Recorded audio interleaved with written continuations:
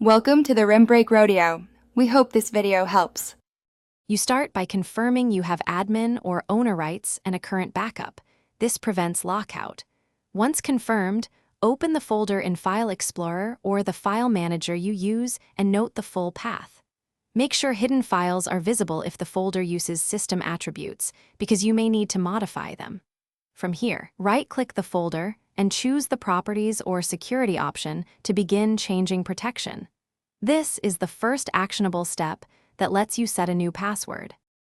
Now go into Security or Advanced Settings and locate the password or encryption controls.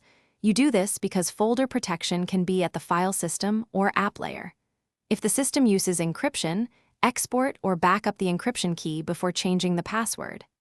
Enter your current credential to authenticate, then type the new password, following any complexity rules.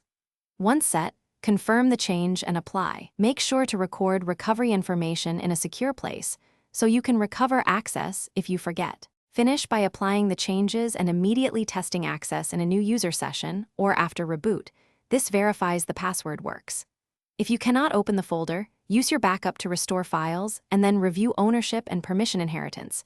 Incorrect ownership often causes lockouts. If encryption keys were used, re-import them. If problems persist, use an admin account to reset permissions or consult your system logs to identify errors. One key troubleshooting tip: always keep an external backup and a copy. Thanks for watching. Consider subscribing if we helped you.